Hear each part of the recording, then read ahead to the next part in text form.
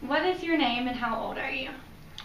Peter D. Reiter, and I'm 81. Alrighty.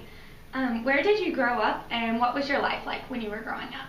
Oh, I was born in Philadelphia, PA, Pennsylvania, and lived in rural Pennsylvania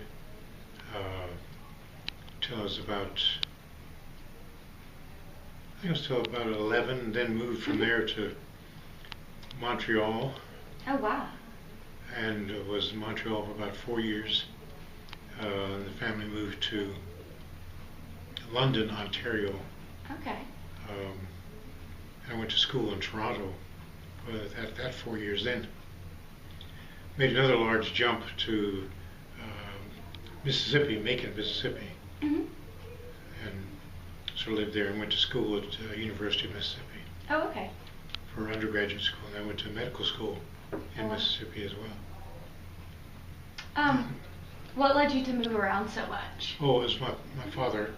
He was a quite conservative Presbyterian minister, Oh okay. and he stayed conservative all his life. And so he found various places, usually with information from people he'd gone to seminary with. You know, where there was a place where they were conservative in their views and so on. Right. So that's, we moved along with him. He moved from one place to another. Okay.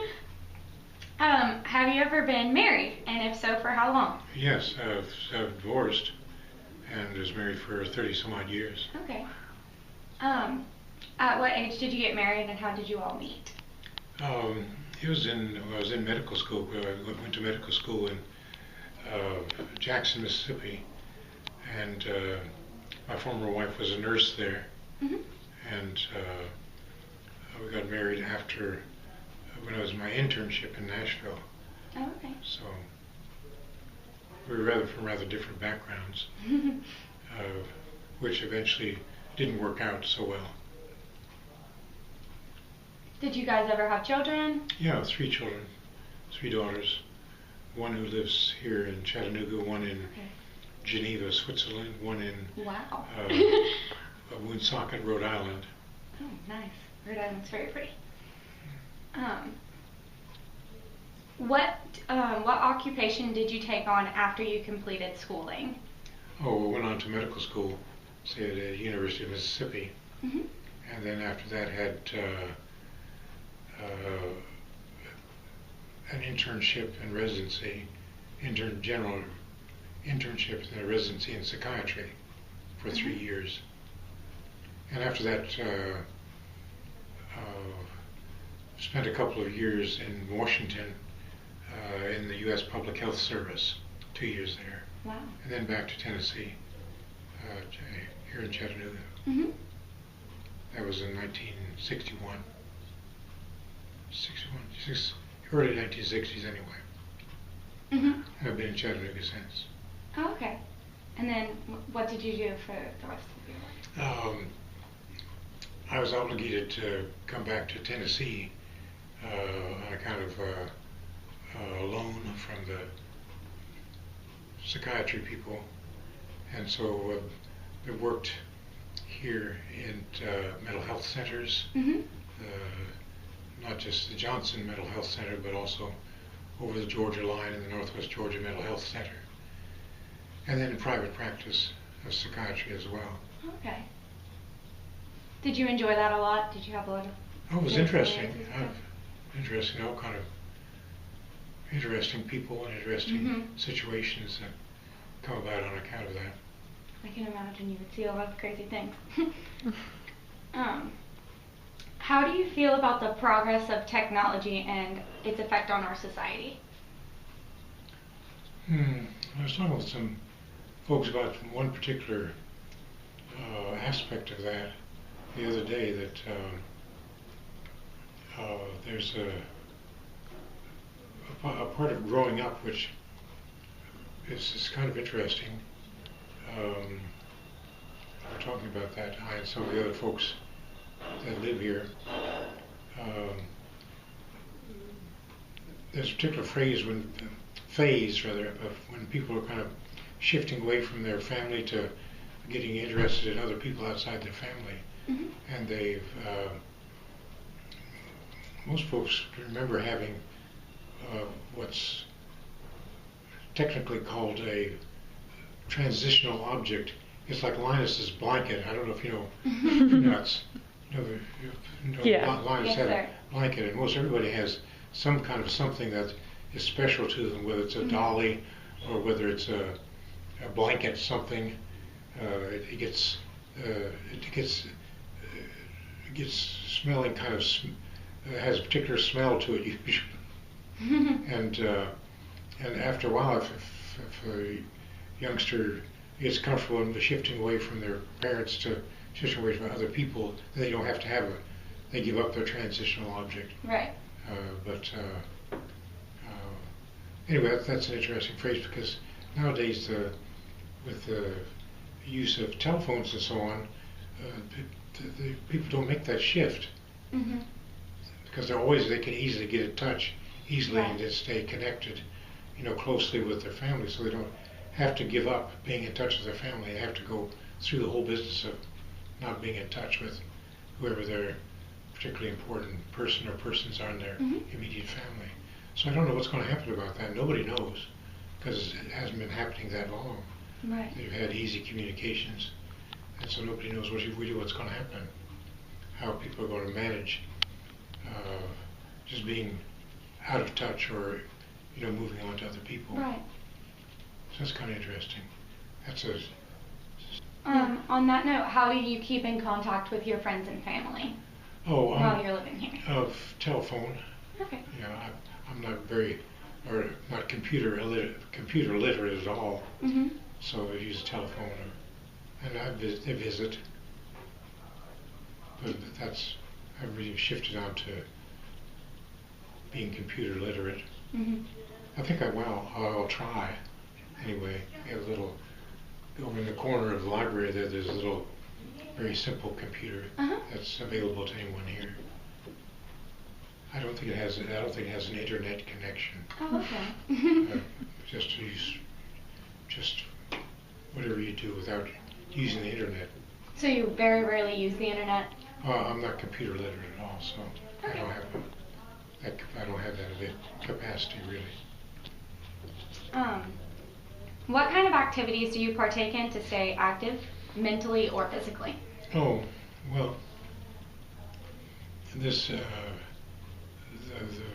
main part of this outfit here, some of you, is an assisted living sort of thing, and so most of they say assisted. That means most everyone is handicapped in some way or another.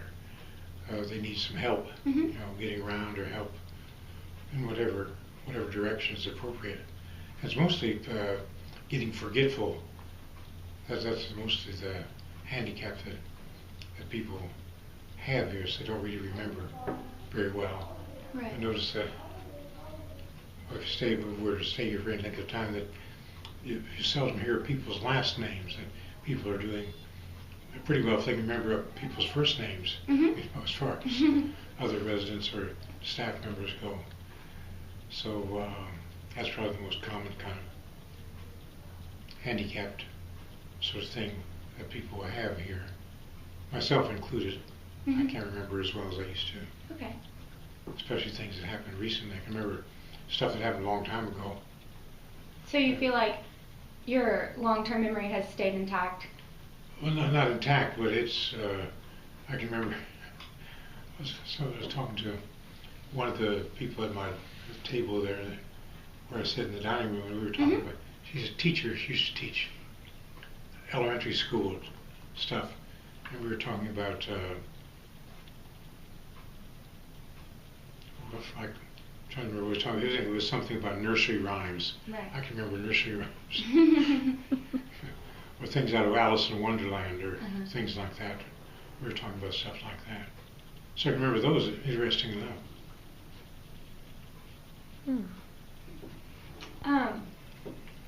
Are you religious at all, and if so, how do you feel that has impacted your life?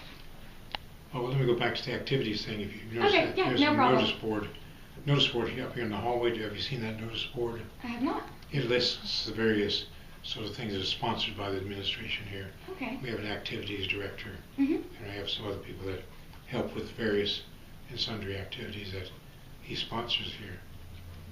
And that's appropriate to your next question, because he's a chaplain here too. Oh, okay. And so they have a regular Sunday morning service, conventional sort of Sunday morning service. Then there are other occasions where people come in, say from one of the churches along the road here, along Summit View, and I think they provide an evening service. Oh, okay. I have not attended that morning service, but I've started back attending that more recently. Mm-hmm. My late father was, as I said, a very conservative Presbyterian preacher, Right. and I've felt that I had an overdose of that as a child. Mm-hmm. I have not really been very much connected with anything particularly religious, in later years, although Uh-huh. One of the things I think that's assuming more importance is the business of meditation in a very strict sense of the word. Mm-hmm. And I think I will have an opportunity to get back connected with that. I don't practice that as a regular practice currently, but when I did, it was helpful. It was really helpful in terms of not being so bruised and battered by Right. things that come up in old age. So I would say that currently that I attend the Sunday morning. On a more random note, do you remember where you were on 9/11, and how do you feel that our country has changed since that tragic event? Yeah, that was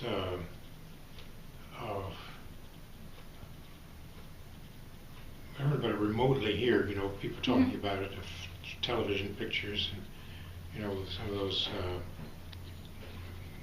videos where they caught Right. the second plane crashing into one of the towers. And I don't know, I think it's changed in a couple of ways. One, that some of I think it's particularly the extremists, Muslim extremists,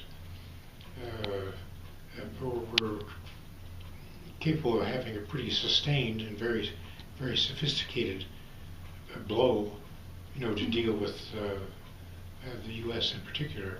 Mm-hmm. That is more than people really imagined, that they had that persistence and the interest in training to how to deal with it in a terrorist sort of way. Mm-hmm. It was quite remarkable, I think, from that point of view. And then people have, there's a strange history about what happened, during the course of those buildings collapsing and being collapsed later on, and Right. leaving a hole in the ground. That's a museum, a Mm-hmm. memorial museum there.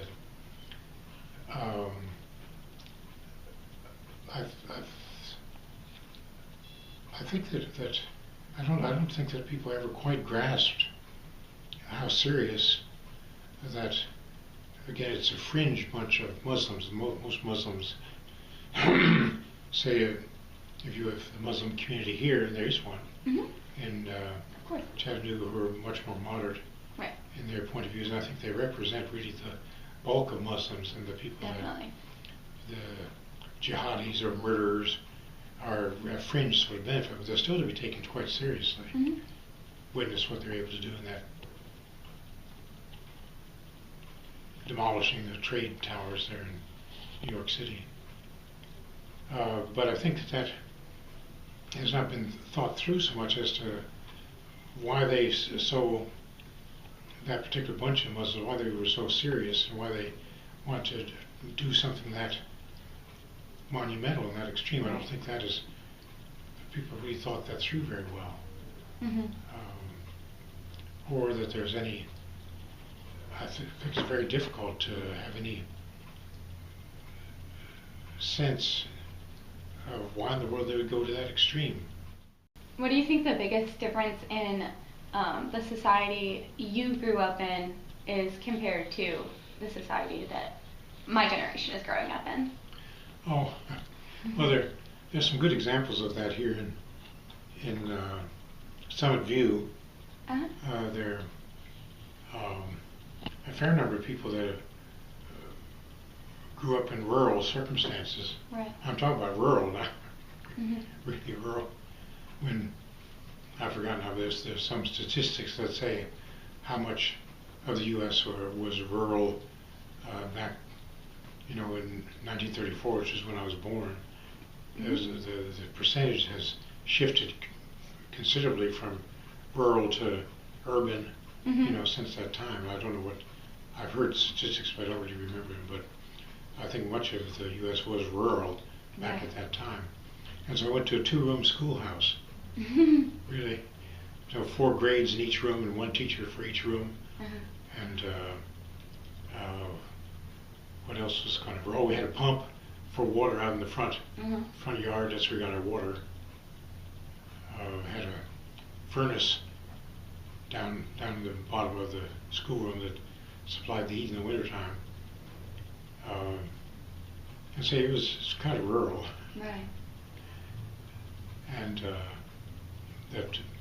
each teacher taught 4 grades, and I got to listen to what the other kids were learning, and so I skipped a couple of grades because I could remember what the other grades were learning. It was interesting what the teachers presented. So I'd have then when I returned there for a visit one time, all the schools were consolidated. All the kids were bused, to a central sort of school in the county. I'm not sure if they were bused too, but it was a 2-room schoolhouse was closed. Right. It was a very sturdy building. I think it was a plumber had taken it over for his storehouse and place he operated out of. So it was still there. The schoolhouse was still there. But again, everybody was bused, to a more central, larger school in the county. I think there were a couple of schools like that, much as there are here in Hamilton County. Right. That are consolidated grammar and middle and high school places. So that's one big shift. Right, definitely. Yeah. If you could give just a general piece of advice to a group of college kids, what would you say from your life experience? Oh goodness. I think that there's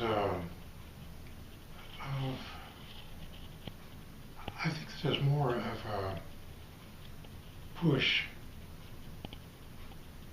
although I don't see it so much here in Summit View. There are older folks here, of course. I think it's more of a push in being more tolerant of differences. And this applies to people who have mental health problems as well. It's not just homeless people, it's not just black and white differences. I think there's more of a push toward trying to be tolerant of things like that. Whether homosexual people, for example, there's more of a push toward being more tolerant of them. As far as, again, sometimes it's very difficult to be tolerant toward people that are out of the mainstream. But again, I think that's not a bad push. Right. It's worthwhile. We have to still live together in the community. And that's really very important kind of thing. In Mississippi, for example, maybe a less tolerant place. somewhat less tolerant. Although there's a push toward that, but it's still there. Especially with the older folks, I think that remember the war, i.e. the Civil War. Yeah. Really, the older people used to talk about that when I was there. And it's still, part of the history that they remember. That was only part of the United States, not just Mississippi, but the South that has been overrun by war. And they were really overrun, really. it still was, and when I was in Mississippi, it still was an important part of conversations sometimes Yeah. with the older people, the Yeah. war, Oh, totally. I can only imagine. really. Yeah. And then the town where I lived part of the time there in Macon, Mississippi, the county seat, that has, I'm told, and this is a quote from Mississippians, been taken over by blacks. Whatever that means. Yeah. I'm not sure what it means. It means they have, I don't know. I don't know the details of that. But the wealthiest people there were not blacks when I was there. You know, the people that where the officials were not black. You know, that blacks were mostly people who worked on farms. There was I think 5,000 acre plantation in one corner of the adjacent county. And there was another big, really plantation where they grew cotton and picked by hand. You know, I don't know if you've ever seen videos of cotton plantations back in those times. So it was really, you know, there's must have been some tremendous change in that small town of Macon, Mississippi. For people to say the quote, the blacks have taken over. Yeah. Whatever that means, I didn't ask. No, you didn't ask. It was just the brief contact I had with that person. So that's a big change of some sort. I'm not quite sure. Mississippians don't like it very much. And Mississippi's a poor state. Yeah. It's really a poor state. It's, I think Alabama is poorer, economically speaking. I Maybe. think. Maybe. They had to, one of the things that impoverished Mississippi was having two separate school systems. Just while I was there, they had two separate school systems. Wow. But that's changed. It's changing. Yeah. You know, there's a lot of things changing. Some of them for the better. Some maybe for the worse. Some where you don't have the information on yet. So, but it's sort of interesting.